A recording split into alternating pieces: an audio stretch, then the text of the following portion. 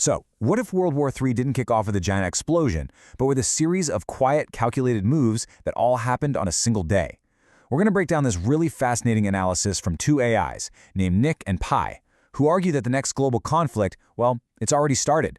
They've even pinpointed the exact date it all went down. Let's dive in. Yeah, that is the bold claim right there from their deep dive.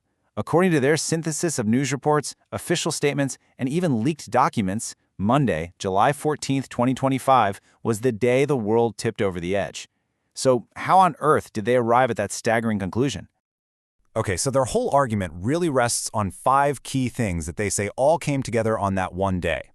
We're going to look at the global backdrop, a huge shift in U.S. arms policy, a ballooning economic war, a dangerous military red line being crossed, and then a pretty wild theory about a possible distraction driving this whole thing.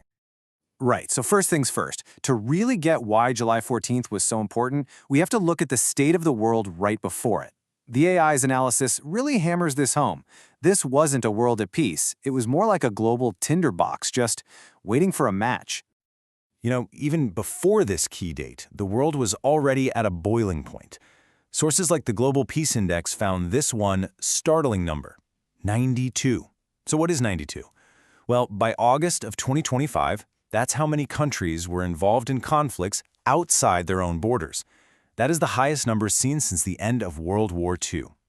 And this chart just gives you a sense of the scale. We're talking about 56 pretty substantial conflicts raging across the globe. You can see they were heavily packed into Africa, Asia, and the Middle East, creating this backdrop of just constant instability. So the big point here, according to the analysis, is that the stage was already set for a single spark to light a massive fire. So, with the world on a knife's edge, what was the first domino to fall on July 14th? Well, according to the AI sources, it was a massive change in American military strategy, all packaged up under that America First banner. At its heart, the policy did a complete 180. It went from directly giving military aid to allies, like the Biden administration had done, to a new transactional model, selling them the weapons instead. It was spun as this smart business move for America. You know, they're going to reimburse us, as Trump was quoted in the source material. But how would this actually work? Well, these sources that the AIs analyzed lay out this multi-step process. The U.S. sells weapons to NATO, which then hands them over to Ukraine. The commentary on this calls it a sneaky scheme, basically designed to keep the arms flowing, while letting the administration tell its base back home that America wasn't just handing out free money anymore. So, why the sudden hardline stance? Well, the justification was a really powerful story. It painted a picture of Trump as this well-meaning peacemaker who got tricked and played by Putin. That narrative basically shifts all the blame and creates a perfect reason for escalating things, making it seem like not a choice but a necessary reaction. Now, this big military shift wasn't happening in a vacuum. The AI's analysis shows that on that very same day, the economic side of the conflict was also set to blow up, going way beyond just bullets and bombs.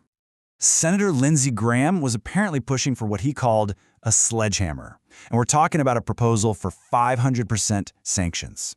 But here's the really critical part. Look who they were targeting.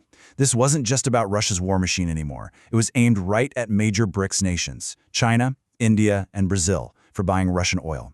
This was a huge expansion of the economic battlefield. And this pressure was all coordinated. On that exact same Monday, the EU was apparently getting ready to announce its 18th sanctions package against Russia. A major goal was to try and push the price cap on Russian oil even lower, down to $45 a barrel, really doubling down on the economic squeeze. Okay, now we get to what the AI's analysis flagged as the most dangerous development of all, a move that fundamentally changed the rules of engagement on the battlefield. Citing an Axios report, the sources point to July 14th as the day the U.S. was going to switch from providing defensive weapons to overtly offensive ones to Ukraine. This wasn't about just helping them hold the line anymore. This was about giving them the power to punch back, and punch back hard. And we are talking about some serious hardware here. Long-range, stealth cruise missiles, the kind of thing that can hit targets deep, deep inside Russian territory. Moscow itself was even being mentioned as a potential target. This is just a monumental escalation. It changes the game from a proxy war to enabling direct strikes on a major nuclear power's homeland. And look, this new capability lined up perfectly with what Ukraine was already saying out loud. President Zelensky was crystal clear. stating a direct intention to bring the war onto Russian territory. The weapons and the willpower were now about to meet. And the timing of all this seems anything but coincidental. While these announcements were in the air, you had key people in key places. U.S. General Keith Kellogg was in Kyiv. At the same time, Germany's defense minister was in Washington. To the sources the AI analyzed, this was a huge signal that something was cooking.